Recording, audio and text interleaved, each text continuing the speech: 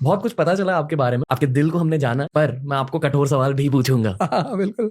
हर historical figure के दो पहलू होते हैं और बेसिकली आपके रियलिटी के अकॉर्डिंग, आपके जज्बातों के अकॉर्डिंग जिस पहलू में आप ज्यादा बिलीव करते हो आप वो पेश करोगे। नहीं, ऐसा नहीं। जैसे मैं क्या करता हूँ, मेरा मानना ये है कि लाइफ, मैंने कहा युद्ध है, तो हर दिन चुनौती है। तो जो आदमी के लिए चुनौती प्रॉब्लम है वो आम आदमी। जैसे कोई आया, उसने कहा यार रणवीर यार येलो करा लेते, ये तो बड़ा गंदा सा कलर है। अरे भैया आपको कौन से इस कलर से शादी करनी है? ओके। कुछ लोग अप्रोच लाइफ में ऐसा होता है, वो हर जगह जहां जाते हैं ना कमी निकालते हैं। हम आए हैं यहाँ 2 घंटे का शो का, सब कुछ अच्छा है। क्यों अच्छा है? क्योंकि जिसका है उसको अच्छा लग रहा है। मैं आपको एक बहुत तीखी चीज बोलूंगा, ठीक है? मेरे और उस तीखी चीज कहने से पहले मैं मेरी खुद की रियलिटी भी शेयर करूंगा लोगों के साथ। मैं खुद अल्ट्रुइस्टिक थॉट में बिलीव करता हूँ, यानी कि संसार का भला होना चाहिए, हर व्यक्ति का भला होना चाहिए, हर प्राणी का भला होना, और ये मेरी कोर फिलोसफी रिसेंटली स्पेशली। मैं बुद्धिज्म से बहुत ज्यादा इंस्पायर्ड हूँ और मैं खुद हिंदू, हर किसी से प्यार करता हूँ, हर धर्म से प्यार। हमारे देश के बहुत सारे हिंदू परिवारों में और बहुत सारे मुस्लिम परिवारों में दूसरे फेथ्स की बुराई होती है, पर घर के अंदर, ठीक है, घर के अंदर शायद एक हिंदू परिवार इस्लाम की बुराई करे और एक इस्लामिक परिवार हिंदुइज्म की बुराई करे, और ये ठीक है, ये असलियत है। ये सिर्फ इस देश की असलियत नहीं है, ये दुनिया भर की है।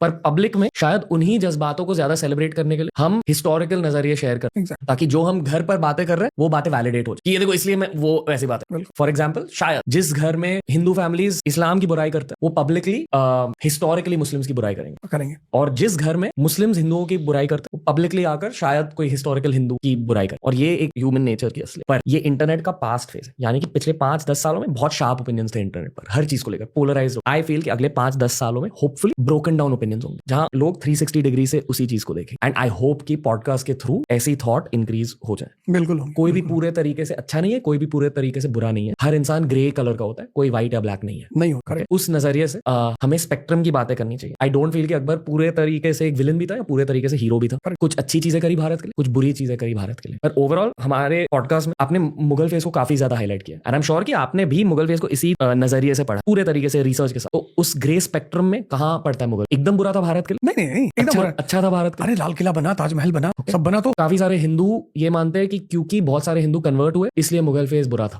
देश के लिए। नहीं, ऐसे तो बहुत सारे लोग क्रिश्चियनिटी में भी कन्वर्ट हुए अंग्रेजों के आने के बाद। अंग्रेजों से बहुत पहले, मुगलों से बहुत पहले केरला में क्रिश्चियनिटी आई, लोग वहाँ क्रिश्चियन बने। वो तो जैसा कि एक कहानी मैं सुनता हूँ, मुझे बड़ी हंसी आती है उस कहानी को सुन। फिर मैंने कहा हमारे देश के लोग बहुत इनोसेंट है। उस एक साहब ने कहा कि औरंगजेब जो है डेली 10,000 हिंदुओं को मार के खाना खाता। मैंने कहा अच्छा। मैंने उनसे कुछ नहीं कहा, मैं सबसे बहस नहीं कहा। एक बार एक गधे ने एक बाघ से कहा कि दादा, बाघ ने कहा क्या? घास नीली है। बाघ ने कहा बदतमीजी कर रहे हो तुम मुझसे, घास हरी है। उसने कहा नहीं दादा, आपकी आंख खराब है, टेस्ट करा लो, घास नीली होती है। बाघ ने कहा बदतमीज। चलो राजा के पास गए, शेर के पास। बोले भाई साहब ये सर ये कह रहा घास नीली होती, मेरी आंख खराब है। शेर ने देखा बाघ की तरफ, कहा बाघ को 50 कोड़े मारे जाए। गधा हंसता हुआ चला गया। बाघ ने कहा कि सरकार तो राजा है, आप तो देख ही रहे कि घास हरी है। बोले घास तो हरी ही है, ये सजा तुझे गधे से बहस करने के लिए मिल रही। जिस देश में लोग इंजीनियरिंग करने के बाद कंपाउंड की डिफिनेशन नहीं जानते, 10th के बाद जिन्होंने हिस्ट्री नहीं पढ़ी 90% लोगों ने, और हिस्ट्री पढ़ी भी तो ये सुन के पढ़ी कि बेटा इतिहास पढ़ने से नौकरी नहीं मिलती, उस देश में क्या हिस्ट्री पे डिस्कशन होगा? जिस देश में 98% लोगों को सन 90 में या तो डॉक्टर बनना था या इंजीनियर बनना था। तो कोई बुरा अच्छे की बात नहीं। जैसे हमारी पड़ोस की आंटी ने मुझसे कहा कि अवध, मैंने कहा जी आंटी। बोले मेरे बेटे को स्कूल छोड़ दो। मैंने छोड़ दिया, मैं उनके लिए बहुत अच्छा हो गया। उन्होंने मुझसे कहा मेरे बेटे को स्कूल छोड़ दो। मैंने कहा मैं तो अपनी माँ की बात नहीं सुनता, तुम्हारी क्यों सुनूंगा? अब वो मेरी बुराई करने लगी। इस देश में, इस दुनिया में खासकर, आप जिसके इंटरेस्ट के में हैं आप उसके लिए अच्छे हैं। अच्छा बुरा कुछ होता नहीं। वही जो आप घर पे बात करते हो, एग्जैक्टली जो आपके दिल में है। तो मुगल्स जो है वो, मैं तो बार बार ये कहता हूँ कि इस देश का आदमी क्यों नहीं सुधरता? आप सिर्फ रोते हो, साहब हमको महमूद गजनी ने मारा, साहब हमको साहब 17 बार मारा साहब, फिर साहब हमको सर तैमूर लेम ने मारा सर 1398 में, साहब सर दिल्ली में बड़ा खून खराबा मचा, फिर साहब हमको साहब बाबर आके मारा साहब, फिर साहब हमको नादिर शाह सर 1739 में साहब हमारा पिकॉक थ्रोन लेकर चला गया साहब, फिर साहब अब्दाली आके मारा साहब। अरे तुम कैसे आदमी हो यार? तुमको बार बार बाहर से आके आदमी मार रहा है, तुम एक ही नहीं हो रहा। तो तुम अपनी कमी देखने की बजाय क्या एस्केप रूट निकाला भारतीयों ने? वो मुसलमान बड़े बदतमीज है। अरे तुम ताकतवर हो जाओ, यहूदी ताकतवर नहीं हो गए? डॉट जैसा मुल्क है वेस्ट एशिया में, किसी की औकात है उनको आंख दिखा दे। मैं एक और चीज हाईलाइट करना चाहूँ। पॉडकास्ट के स्टार्ट में आपने कहा कि हर भारतीय, हिंदू, मुस्लिम, सिख, बुद्धिस्ट, थोड़े रोमांटिक होते हैं, पास्ट में जीना पसंद करते हैं, एग्जैक्टली, ना कि प्रेजेंट में जीना। प्रेजेंट में मुझे 2 फील्ड से बहुत ज्यादा इंस्पिरेशन मिलती है। पहली फील्ड स्पोर्ट्स, जहां कोहली और शिखर धवन के साथ मोहम्मद सिराज और मोहम्मद शमी भी एक ही टीम में खेलते हैं, और दूसरी फील्ड बिजनेस, क्योंकि अभी चाइना और अमेरिका हमारी बहुत मुझे गाली नहीं देनी है, पर आप समझ गए मुझे क्या कहना। कोई नहीं लेने वाले हैं। और अगर हमें ये विश्व कप जीतना है, हमें भारतीय क्रिकेट टीम से इंस्पिरेशन लेनी होगी, जहां जात धर्म देखे नहीं जाते, एबिलिटी देखी जाती है और टीम वर्क देखा जाता है। पर इस पॉडकास्ट के थ्रू हमने करीब 800 एपिसोड रिकॉर्ड किए। मैंने ये डेफिनेटली देखा है, जिन लोगों के पॉलिटिकल एम्बिशंस होता, जो लोग नेशनल पॉलिटिक्स में बहुत ज्यादा ध्यान देते हैं, वही लोग ये हिंदू मुस्लिम के झगड़े को हाईलाइट करते रहते हैं इस पॉडकास्ट। और जो लोग कैपिटलिस्टिक होते हैं, जो लोग फ्यूचरिस्टिक होते हैं, जो लोग जियो पॉलिटिक्स समझते हैं, वो हमेशा हिंदू मुस्लिम यूनिटी के बारे में बात, क्योंकि अगर इस देश में हिंदू मुस्लिम यूनिटी टूटी, देश भी टूटेगा, और ये सच है। एग्जैक्टली। पर बहुत सारे पॉलिटिशियंस अपने खुद के एम्बिशन के लिए हिंदू मुस्लिम यूनिटी को तोड़ना चाहते हैं, या एक्चुअली मैं हिंदू मुस्लिम यूनिटी नहीं तोड़ना नहीं चाहते, फायदा उठाना चाहते हैं। क्योंकि रिलीजन, धर्म एक ऐसी चीज है जो हर इंसान के दिल में होती है, या बहुत सारे इंसानों के दिल में होती है। अगर आपने उनके दिल में जाकर उनको अफेक्ट किया तो उनका दिमाग भी अफेक्ट, आप उन्हें कंट्रोल कर पाओ। अगर मासेस को कंट्रोल करना है तो उनके रिलीजन से बात, ये एक बहुत बेसिक फिलोसॉफिकल चीज होती है गवर्नेंस में। चाणक्य भी इसी के बारे में बताते थे, और यही हो रहा है आज हमारे देश में। आई फील कि पिछले 5-10 सालों में ज्यादा हुआ। आजकल के लोग होपफुली पॉडकास्ट के थ्रू, होपफुली यूट्यूब के थ्रू ये जान रहे कि अभी जियोपॉलिटिकल गेम स्टार्ट हो रही है, ना कि नेशनल पॉलिटिक्स की। नेशनल पॉलिटिक्स और ये हिंदू मुस्लिम के फाइट्स को छोड़ो और बिजनेस के बारे में सोचो, जियोपॉलिटिक्स के बारे में सोचो। बहुत कुछ हो रहा है दुनिया में, बहुत कुछ हो रहा है। कुछ कहना चाहोगे? नहीं, बिल्कुल, मैं दोनों पे कहना चाहूंगा, स्पोर्ट्स के बारे में भी।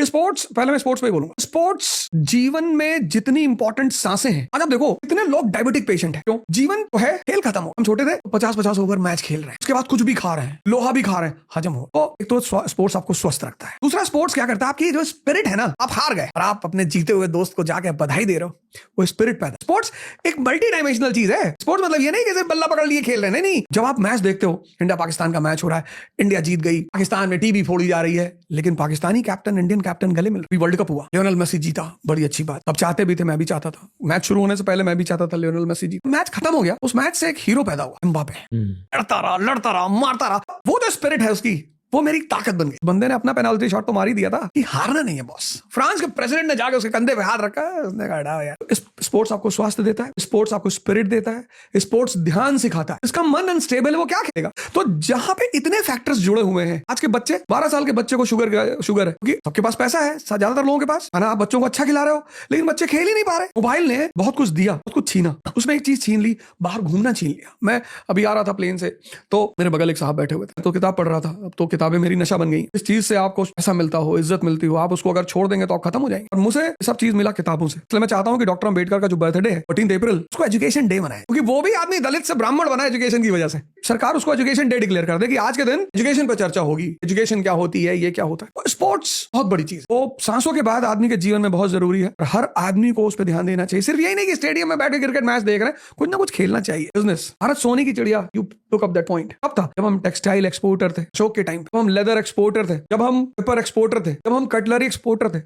रोमन हिस्टोरियन रो रहा है, the entire gold of Rome is flowing towards India. आज हम कॉर्नफ्लेक्स से लेकर बोइंग तक इंपोर्ट करते हैं। केलॉग्स, जो कंट्री कॉर्न पैदा करती है, वो कंट्री केलॉग्स इंपोर्ट करती है। हमारा रुपया नहीं मरेगा तो किसका रुपया मरेगा? एंशिएंट इंडिया, पूरा बाहर का पैसा भारत आ रहा है। हम एक्सपोर्टर थे, बैलेंस ऑफ पेमेंट हमारे फेवर में था। Maximum export, minimum import. Medieval India, Taj Mahal बाहर यूरोप वही तो पैसे देगा तभी तो बना। Maximum export, minimum import. आज मैक्सिमम इंपोर्ट, मिनिमम एक्सपोर्ट। और जब तक ये बैलेंस, अब तेल तो हम नहीं बना सकते, तेल तो हम एक्सपोर्ट ही करना, लेकिन सब्स्टिट्यूट एनर्जी तो हम यूज ही कर सकते हैं ना। सोलर पावर पे हम ध्यान दे ही रहे हैं, इलेक्ट्रिक कार्स हम ला ही रहे हैं। तो बहुत सारी चीजें जो हम कर सकते हैं। कार की शीशे का वाइपर तो बना ही सकते हैं ना, साइकिल बना सकते हैं, स्लीपर बना सकते हैं। तो इंडिया को बिजनेस प्रमोशन की जो आइडियोलॉजीज है ना, उनको प्रमोट करना चाहिए, हमारी सरकार को निश्चित तौर पे करना चाहिए। ओके, इसलिए जो लोग मुगल्स को, जनरली इस्लाम को एक ब्लैक पेंट का कोट के साथ पेंट कर रहे, थिंक यूथ को अब उनकी बातें सुननी नहीं चाहिए। मेरा मानना यह है कि जहां भी आपको डाउट हो, जहां भी, जैसे एक साहब ने हमसे कहा हम डॉक्टर अंबेडकर से बहुत नाराज है। मैंने कहा क्यों? वैसे बदतमीजी की हमारी वाइफ के साथ। अरे नहीं यार, आदमी ने जो है आरक्षण लेकर आया। मैंने कहा यार पढ़ लो कम से कम, आदमी क्वेश्चन। आई सेड यार तैयार नहीं हूं। इस देश में 90% आदमी व्हाट्सएप यूनिवर्सिटी से सुनकर नॉलेजेबल हो गया है। तो जहां भी आपको डाउट है, आप किताब पता करो कि यार ये कहां लिखा हुआ, और वो किताब स्टैंडर्ड पब्लिकेशन से होनी चाहिए। एविडेंस ढूंढो आप बेसिकली। हाँ, किताब जो है मजनू पब्लिकेशन से नहीं होनी चाहिए। आप पढ़ो ना, पता करो।